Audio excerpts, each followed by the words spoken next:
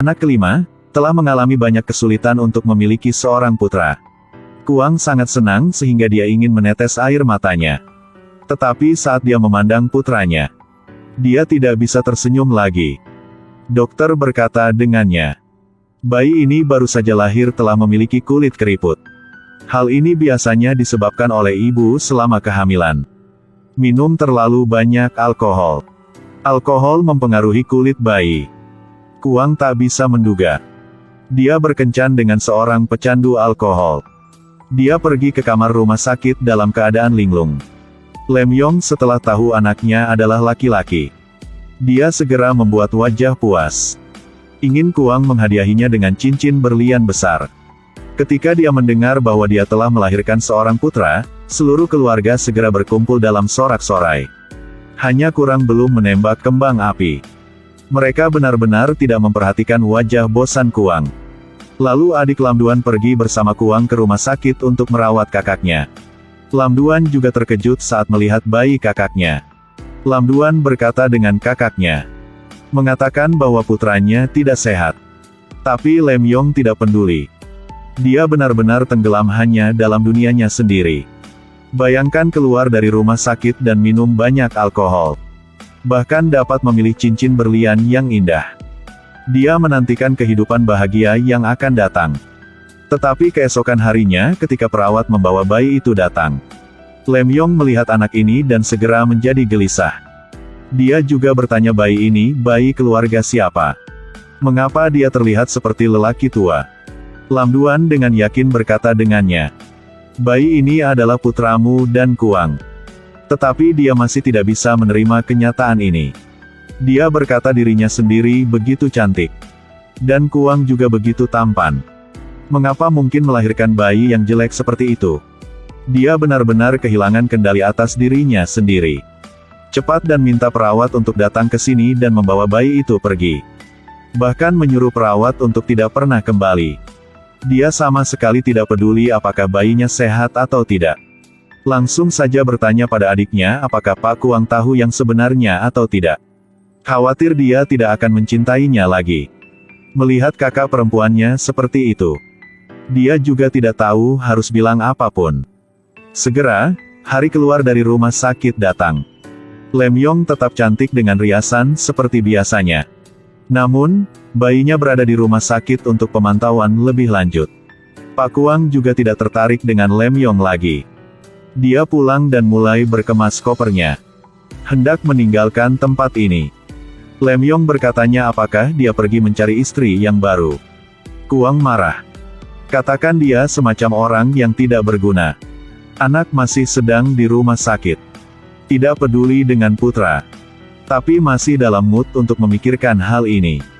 Apakah kamu minum anggur begitu banyak sehingga kamu bodoh? Lem Yong masih keras kepala dan tidak bertobat. Kuang akhirnya tidak bisa menahan kesabaran dirinya lagi. Memberitahunya itu semua karena dia minum terlalu banyak alkohol. Itu sebabnya putra mereka menjadi seperti itu. Jika kamu menolak untuk berhenti minum, aku tidak akan pernah kembali lagi. Wan Cha melihat mereka berdua berdebat. Hanya bisa bersembunyi di luar dan menangis. Kuang menepuk kepala Wan Cha. Katakan padanya betapa bagusnya jika dia adalah putranya. Setelah Kuang pergi, Lem Yong minum lebih banyak alkohol. Ibunya menegurnya juga tidak berguna. Suatu hari, dia minum anggur lagi. Putranya tidak bisa menahan lagi. Wan Cha menangis sambil berkata dengan ibunya, jika ibu merasa tidak senang hati ibu bisa memukulku. Ibu jangan meminum lagi, minum alkohol tidak baik. Wanita kejam ini akhirnya tersentuh ketika melihat air mata putranya.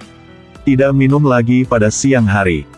Tetapi sampai malam hari, ketika menonton televisi dia ingin minum lagi. Memegang botol anggur dan hendak minumnya. Tiba-tiba dia teringat dari kata-kata yang Wan Cha ucapkan sambil menangis tadi pagi. Dia segera membuang botol anggur itu ke tempat sampah. Tetapi tidak lama kemudian dia merasa menyesal. Ambil botol anggur itu dan minumnya habis. Dia tidak bisa hidup tanpa alkohol. Bagaimana dia bisa berhenti minum begitu mudah? Malam ini dia minum sampai mabuk lagi. Keesokan harinya, Dia awalnya akan menemani Kuang ke rumah sakit untuk menjemput putra mereka. Tapi dia sangat mabuk sehingga dia kehilangan kesadaran. Kuang melihat ibu yang tidak bertanggung jawab ini. Segera menjadi gila dan mengutuknya dengan keras. Lem Yong membuat masalah lagi. Ketahuilah bahwa wanita di depannya telah kehabisan obat untuk kegilaan. Dia hanya bisa mengirim pelayan ke rumah sakit untuk menjemput anaknya. Dirawat dengan hati-hati oleh perawat. Bayinya terlihat lebih baik daripada saat dia baru dilahirkan. Wanca menatap adiknya dengan penuh kasih cinta. Kuang memperhatikan adegan ini. Melihat adik sangat kecil, Wanca mengatakan bahwa dia akan merawat adiknya dengan baik. Kuang melihat Wanca begitu jinak. Jadi sangat menyayanginya. Dia menginstruksikan pelayan.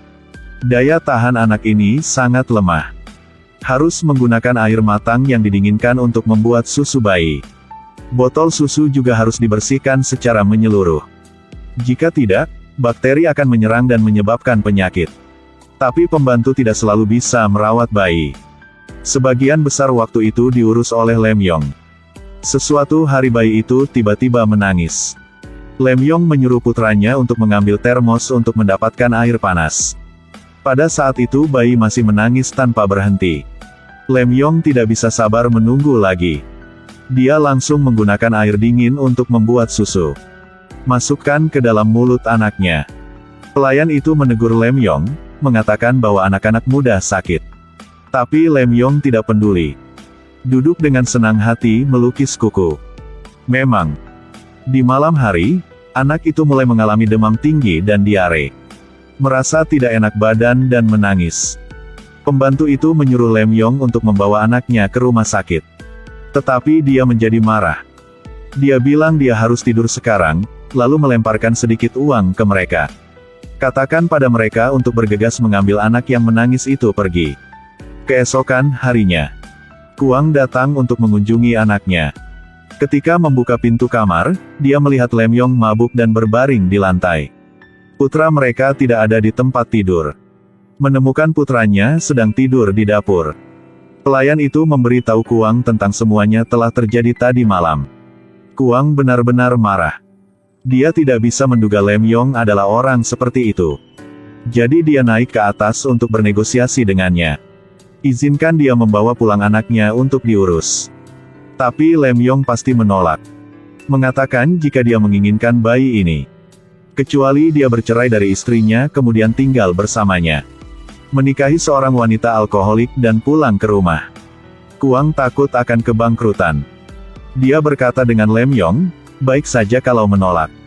Keluarganya akan membantunya menemukan gadis muda yang cantik berusia 18-17 tahun. Yang tidak minum alkohol. Belum punya suami. Belum pernah punya bayi. Lalu beri dia seorang putra. Kamu juga nggak berguna. Lem Yong diberitahu langsung keketakutannya. Dia langsung panik dan tidak tahu harus berbuat apa.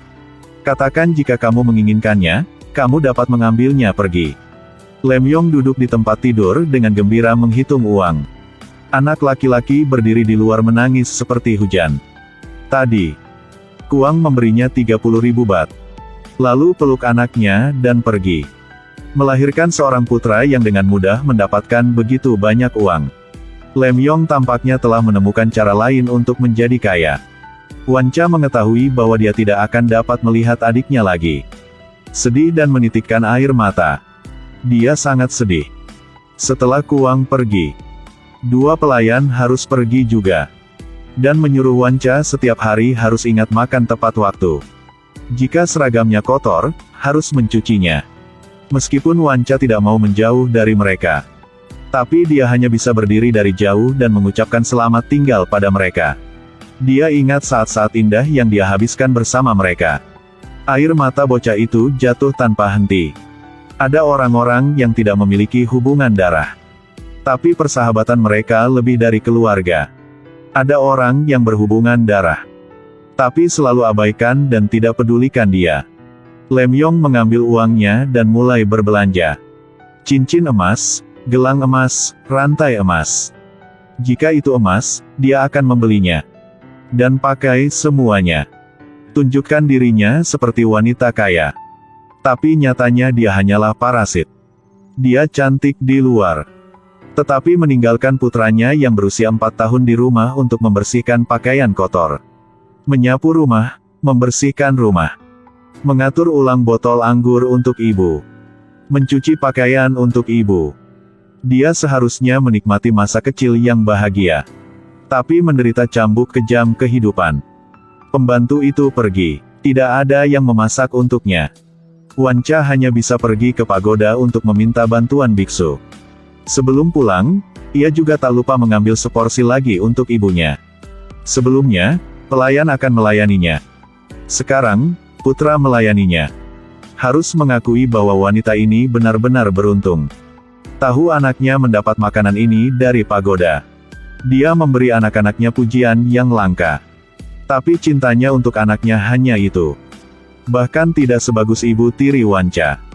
Istri Sun bernama Tewi sering membeli mainan untuk Wanca. Juga membelikannya pakaian dan makanan ringan. Meskipun bukan ibu kandungnya, tapi dia menyayanginya lebih dari ibunya sendiri. Sun bertanya dia sekali lagi, bahwa apakah dia ingin datang untuk tinggal bersamanya. Tapi Wanca bilang dia harus berkonsultasi dengan ibunya. Sun tidak mengerti mengapa. Anak ini sangat berbakti kepada ibunya. Sebenarnya semuanya dimulai ketika dia masih muda. Dia tumbuh dengan didikan seorang biksu. Dalam cerita yang diceritakan biksu itu kepadanya, dia hanya suka mendengar cerita ini. Menurut legenda, pada zaman Bornos, kehidupan masa lalu Sakyamuni adalah bodhisattva Raja Gajah Putih, dikelilingi oleh 80.000 gajah. Ibu bodhisattva Gajah Putih buta. Setiap kali waktunya makan, Raja Gajah akan membiarkan gajah datang untuk melilingi sekitarnya, mencari makanan untuk ibunya. Tapi semua gajah enggan. Ketika bodhisattva Gajah Putih tahu, dia meninggalkan kelompok gajah untuk merawat ibunya. Meskipun Raja Gajah Putih tidak akan pernah meninggalkan ibunya. Kesalehan berbakti ini menyentuh Wanca. Dia selalu ingat cerita ini. Dan itu mempengaruhi hidupnya. Jadi hari-hari berikutnya, meskipun apapun yang terjadi, dia akan selamanya berada di sisi ibunya. Dia sangat mencintai ibunya. Tapi di mata ibunya, hanya ada uang. Karena setiap hari selalu buang-buang uang. Uang yang diberikan Kuang padanya dengan cepat habis. Sangat sulit baginya bisa memegang Kuang yang kaya. Bagaimana dia bisa melepaskannya dengan mudah? Jadi dia datang untuk menemukan Kuang, menangis dan minta bertemu anaknya. Kuang sudah tahu kepribadian wanita ini. Jadi telah hindar bertemunya. Tapi Lem Yong tipe orang yang jika tidak mencapai tujuannya bersumpah untuk tidak menjadi manusia. Dia berdiri di depan pabrik dan berakting. Air mata mengalir seperti hujan. Berpura-pura berkata ingin bertemu dengan anaknya. Kemampuan akting seperti di buku teks ini. Dengan cepat menarik simpati istri Pak Kuang. Dia menyuruh Kuang untuk pergi dulu. Tentang bertemu putranya akan kembali dan berbicara dengan ibu mertuanya nanti. Ketika Kuang pergi, Lem Yong langsung membalikkan wajahnya. Trik ini benar-benar luhur. Keesokan harinya Nyonya Kuang mengirim seseorang untuk memberinya sebuah amplop. Buka dan lihat, di dalamnya penuh dengan uang. Dia dengan bersemangat berteriak. Tahu bahwa ini adalah biaya untuk menutup mulut dari Nyonya Kuang. Dia juga memutuskan menerimanya. Di dunia ini tidak kurang pria. Dia juga mulai menunggu dan mencari orang kaya ketiga. Tanpa diduga, pria ini bertemu di tempat seperti ini.